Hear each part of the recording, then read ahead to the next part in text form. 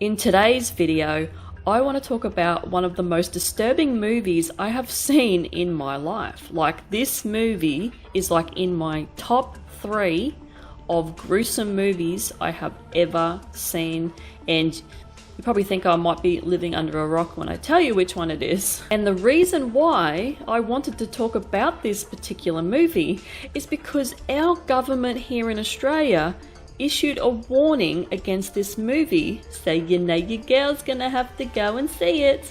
And this movie is called Terrifier 2. Now, the reason why they issued a warning is because when they previewed this movie in the US, people were vomiting and fainting in the cinemas while watching it, and even ambulances were called for some people. Now, this made our classification board here very, very nervous. Now, it was only released in certain cinemas here, such as our Hoyts and Event Cinemas, which are pretty big names here, and it was released on the 28th of October 2022, just in time for Halloween. I don't have one of these cinemas near me, so I couldn't go and watch it. But I don't like going to cinemas. I hate sitting in them because the toilets are a kilometre away to walk to. They stink, they're gross. God knows who's been sitting in the seats. God knows what they've been doing in the seats. And you can't pause or do anything like that and get up and move around if you want to. So I steer clear of the cinemas. Now, we have a cinema room here, so I have no reason to really go anywhere to a cinema. So I just want to give my opinion on the movie, and if I feel as though it warranted a warning by our government. Now, I'm going to try not to do too many spoilers, but to sort of explain the movie, I will have to sort of do some spoilers from here to there, but I'll do my best. Now, I haven't watched the first one. I just went straight to this second one. But I do plan on seeing the first one because of reasons I will state as we go through this video. Now, the director, producer, writer, and editor is a guy called Damien Leone. And his budget for this movie was only $250,000. Now, the first movie was only $35,000. And these two movies made millions at the box office. Leone spent only 3 months writing the storyline to number 2, as he copped a lot of criticism due to the first one not having much of a storyline. Now, Terrifier 2 would have been released earlier, but was hindered by the COVID lockdowns in 2020. Now, this movie, I have a lot of feelings and emotions towards it, so here we go. If you didn't already know, Terrifier 2 and the first one is about a killer clown called Art. Now, in this sequel, he is summoned back from the dead by a dark entity and terrorizes a young teenage girl called Sienna and her 12-year-old brother on Halloween night. Now, the whole movie sort of centers around this sword that Sienna was given by her dead father, and it sort of plays a role in the end to basically get rid of Art. And at the end of this movie, there's a fight scene between Sienna and Art that sort of replicates Angel and Demon, because she's dressed up as an angel in an angel costume, I should say, and then you just got Art, who is just this, grotesque looking clown. Now, here's why I think you will love this movie. Now, this doesn't go out to everyone, obviously, because everyone is different. But if you like horror, gore, guts, and a good laugh, you will love it. This is a combo of silly and serious. The only thing more terrifying than Art is his little sidekick imaginary friend, who then later becomes visible to everyone, and she is the little pale girl, and was Art's first victim, as you will find out further on in the movie. Her smile and teeth are just nightmare fuel. So the whole vibe of this movie is a combo of 80s horror with that sort of B-grade feel. I would probably give it more like an A- grade or a B+ grade, not quite B grade, but I felt as though the horror, gore, blood and guts and playing with his victims gruesomely really tied it together. If it didn't have those bits in the movie, I feel as though this movie probably would have been very boring.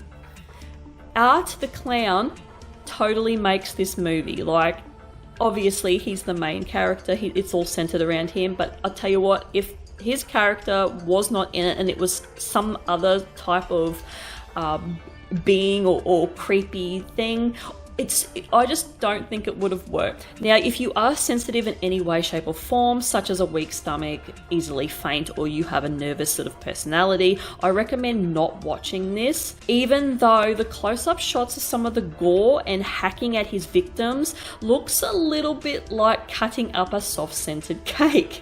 Yeah, you heard me right.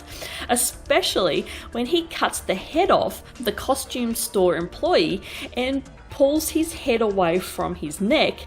It honestly looks like I'm watching a food channel showing them cutting open a sort of lifelike, realistic cake and to reveal a gooey center and all its layers.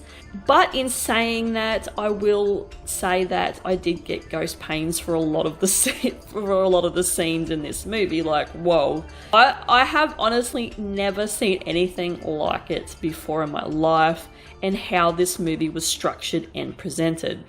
Like I said before, how he played with his victims and killed them, I've just never seen before.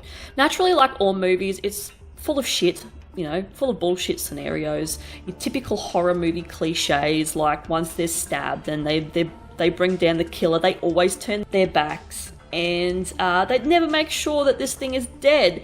And I think I counted like 3 or 4 times at the end that Sienna beats the shit out of this clown and you think he's dead and he just comes back again, and then he beats the shit out of her and then, you know, just keeps looping like that. Those are frustrating moments at the end, but that's what makes it near 2.5 hours long. So this movie is a pretty long movie. Now, the acting isn't too bad. It's better than I thought it was going to be. Art the Clown doesn't talk. Like, he is silent. He's basically a mime. And he absolutely cracks me up. Like, he makes me laugh so much. And that's the funny part about this movie, is the way Art just carries on and just laughs. Like, he's a sicko. He laughs at people's demise and death and the gore and hacking at people. Like, it's just hilarious. I just found myself laughing at him slaughtering and murdering these people in this movie.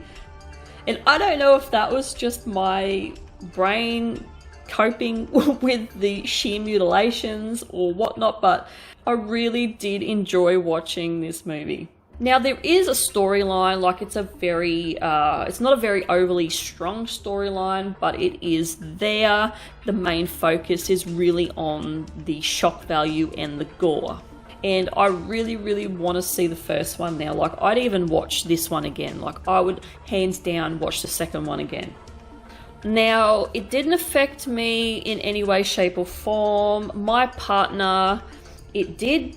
He couldn't even walk out to his shed for about 3 days after watching it at night. Like, he just couldn't do it.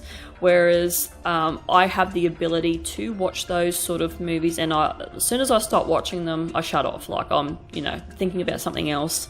My partner, not so much. And the cool thing about this is Terrifier 3 is going to happen. It's apparently going to be about following Art's background and why he basically is the way he is, and why he is such an evil, twisted, terrifying clown. Now, also, Leone said that when he does create this third movie, there will be a possibility that he will split it up and make it a 2-parter, because he said he does not want to do another 2.5-hour movie again. Yeah, just to recap before I leave you, it's gory, it's hilarious, it does have a storyline whereas the first one apparently didn't, and it was apparently really, really, really bad, and it was very B grade, and there was a lot of criticism about that. Yes, I could definitely see this movie having an impact on people. I loved it. I totally enjoyed it. You would have to go and watch it yourself to make your own mind up, because like I said, we are all different. Yeah, it's not going to be everyone's cup of tea, but I loved watching it. It was great. I would definitely give this movie an 8 skulls out of 10 skulls. Probably a fair call with putting the warning on it, but I don't know. I'm still on the fence about that. I don't think it needed a government warning, to be completely honest with you.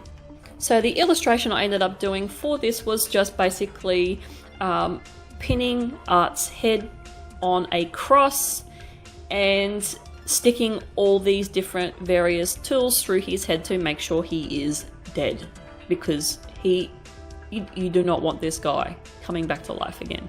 When I kind of looked at it, it looked like the cross was like part of his hair, and it kind of gave me a Krusty the Clown from The Simpsons kind of vibe.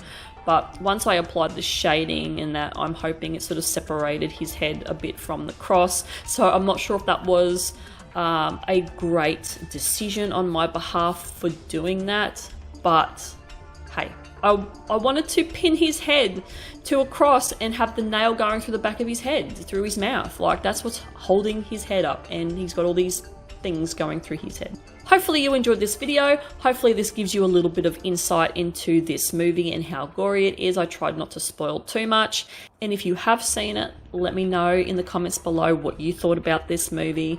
And I will see you guys in the next one. Bye.